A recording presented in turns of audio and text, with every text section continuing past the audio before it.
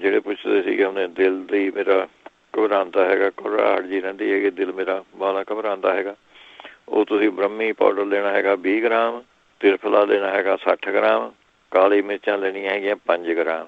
ਇਹ ਮਿਕਸ ਕਰਕੇ ਕੁੱਟ ਕਰਕੇ ਰੱਖ ਲਓ ਤੁਸੀਂ। 1 ਚਮਚਾ ਸਵੇਰ ਨੂੰ, 1 ਚਮਚਾ ਸ਼ਾਮ ਨੂੰ ਤੁਸੀਂ ਲੈ ਸਕਦੇ ਹੈਗੇ। ਜੇ ਤੁਹਾਨੂੰ ਉਹਨੇ ਕੋਈ ਚੋਭ ਜੀ ਮਹਿਸੂਸ ਹੁੰਦੀ ਹੈ ਦਿਲ ਦੇ ਵਿੱਚੋਂ, ਜਾਂ ਮਾੜਾ ਮੋਟਾ ਕਈ ਵਾਰੀ ਚਸਕ ਜੀ ਪੈਂਦੀ ਹੁੰਦੀ ਦਿਲ ਦੇ ਵਿੱਚੋਂ, ਤਾਂ ਉਹਦੇ ਵਿੱਚੋਂ ਤੁਸੀਂ ਉਹਨੇ 2 ਕੇਲੇ ਆਪਣੇ ਲੈ ਲੈਣੇ ਹੈਗੇ ਅਤੇ 2 ਚਮਚੇ ਸ਼ਹਿਦ ਦੇ, ਇਹ ਤੁਸੀਂ ਉਹਨੇ ਮਿਲਾ ਕੇ ਖਾ ਲੈਣੇ ਹੈਗੇ। ਜਾਂ ਫਿਰ 1 ਚਮਚਾ ਤੁਸੀਂ ਜਵੈਣ ਦਾ ਵੀ ਲੈ ਸਕਦੇ ਹੈਗੇ, ਇਹ ਵੀ ਵਧੀਆ ਚੀਜ਼ ਰਹੂਗੀ ਇਹਦੇ ਵਾਸਤੇ। ਜਾਂ ਫਿਰ ਉਹਨੇ ਜੇ ਤੁਹਾਨੂੰ ਦਰਦ ਜਾਂ ਫੀਲ ਸਟਾਰਟ ਹੁੰਦਾ ਤਾਂ ਤੁਸੀਂ ਅੰਗੂਰਾਂ ਦਾ ਰਸ ਵੀ ਪੀ ਸਕਦੇ ਹੈਗੇ ਇਹਦੇ ਵਿੱਚੋਂ। ਅੱਧਾ ਕੁ ਕੱਪ ਉਹਨੇ ਸਵੇਰ ਨੂੰ ਪੀ ਲਿਆ, ਅੱਧਾ ਸ਼ਾਮ ਨੂੰ ਪੀ ਲਿਆ, ਉਹ ਵੀ ਆਪਣੇ ਠੀਕ ਕਰ ਦਿੰਦਾ ਇਹ।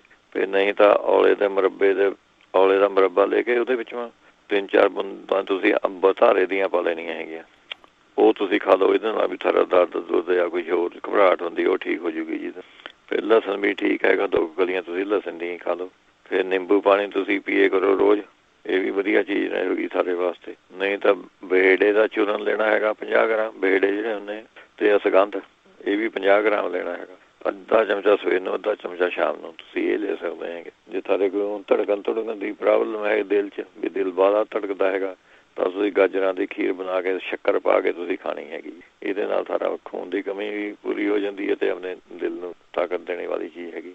ਗਾਜਰਾਂ ਦਾ ਮੁਰੱਬਾ ਖਾ ਸਕਦੇ ਹੈਗੇ। ਜਿਹੜੇ ਕਹਿੰਦੇ ਸੀਗੇ ਆਪਣੇ ਪੇਟ ਗੈਸ ਜੀ ਬਾਹਲੀ ਹੁੰਦੀ ਹੈਗੀ, ਉਹ ਜਾਂ ਗੈਸ ਦਾ ਗੋਲਾ ਜਾਂ ਵੱਜਿਆ ਹੋਇਆ ਹੈਗਾ ਜਾਂ ਫਾਰਾ ਹੈਗਾ ਜਿਸ ਤਰ੍ਹਾਂ, ਉਹਦੇ ਵਿੱਚੋਂ ਤੁਸੀਂ 10 ਗ੍ਰਾਮ ਕਾਲਾ ਨੂਣ ਲੈਣਾ ਹੈਗਾ, 10 ਗ੍ਰਾਮ ਪੀਲੀ ਹਰੜਾਂ ਦਾ ਛਿਲਕਾ ਲੈਣਾ ਹੈਗਾ, ਜਾਂ ਜੀ ਹਰੜਾਂ ਦਾ ਪਾਊਡਰ ਵੀ ਲਿਖਿਆ ਵਾ ਹੋਊਗਾ ਉਹਦੇ ਉੱਤੇ, ਪੀਲੀ ਹਰੜਾਂ ਦਾ ਹੀ ਹੁੰਦਾ ਜੇ ਹਰੜ ਪਾਊਡਰ ਲਿਖਿਆ ਵਾ ਉਹਦੇ ਲਿਫਾਫੇ ਦੇ ਉੱਤੇ। ਫਿਰ 10 ਗ੍ਰਾਮ ਤੁਸੀਂ ਸੁਨਾਹ ਦੇ ਪੱਤੇ ਲੈਣੇ ਹੈਗੇ। ਤਿੰਨੇ ਚੀਜ਼ਾਂ ਪੀ ਕੇ ਤੁਸੀਂ 1 ਚਮਚਾ ਤੁਸੀਂ ਰਾਤ ਨੂੰ ਕੋਸੇ ਜਿਹੇ ਪਾਣੀ ਨਾਲ ਲੈਣਾ ਹੈਗਾ ਜੀ ਇਹਦੇ ਵਿੱਚੋਂ। ਜਾਂ ਫਿਰ ਤੁਸੀਂ ਉਹਨੇ 3-4 ਇਲਾਇਚੀਆਂ ਲੈ ਕੇ ਛੋਟੀਆਂ ਪਾਣੀ ਵਾਲਣੀਆਂ ਹੈਗੀਆਂ, ਅਤੇ 1 ਚੁਟਕੀ ਵਿੱਚੋਂ ਹਿੰਗ ਪਾ ਦੇਣੀ ਹੈਗੀ ਉਹਦੇ ਪਾਣੀ ਉਬਲਦੇ ਵਿੱਚ, ਅਤੇ ਅੱਧਾ ਨਿੰਬੂ ਨਿਚੋੜ ਕੇ ਵਿੱਚੋਂ ਇਹ ਤੁਸੀਂ ਉਹਨੇ ਪੀਣਾ ਹੈਗਾ ਜੀ ਦਿਨ ਬਾਅਦ 2 ਵਾਰੀ, ਇਹ ਤੁਸੀਂ ਉਹਨੇ ਪੀ ਸਕਦੇ ਹੈਗੇ। ਫਿਰ ਅਨਾਰ ਦਾ ਜੂਸ ਤੁਸੀਂ ਆਪਣੇ 2-3 ਵਾਰੀ ਦਿਨ ਬਾਅਦ ਪੀ ਲਓ, ਇਹ ਵੀ ਠੀਕ ਕਰ ਦਿੰਦਾ ਹੈਗਾ ਜੀ।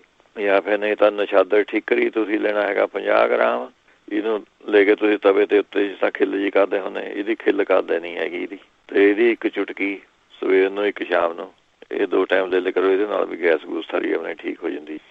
ਫਿਰ ਜੇ ਤੁਹਾਨੂੰ ਕਬਜੀ ਫੀਲ ਹੁੰਦਾ, ਤੁਹਾਨੂੰ ਕਬਜੀ ਕਰਕੇ ਆਪਣੇ ਗੈਸ ਹੋ ਸਕਦੀ ਹੈਗੀ, ਤਾਂ ਤੁਸੀਂ 2 ਚਮਚੇ ਅਰੰਡੀ ਦਾ ਤੇਲ ਰਾਤ ਨੂੰ ਉਹਨੇ ਦੁੱਧ ਵਿੱਚ ਪਾ ਕੇ ਕੋਸੇ ਦੁੱਧ ਉਹ ਤੁਸੀਂ ਉਹਨੇ ਲੈ ਸਕਦੇ ਹੈਗੇ। ਨਹੀਂ ਤਾਂ 3-4 ਲੌਂਗ ਜਿਹੜੇ ਹੁੰਦੇ ਹੈਗੇ ਉਹ ਪਾਣੀ ਮਾ ਉਬਾਲ ਕੇ ਉਹ ਪੀ ਸਕਦੇ ਹੈਗੇ ਤੁਸੀਂ।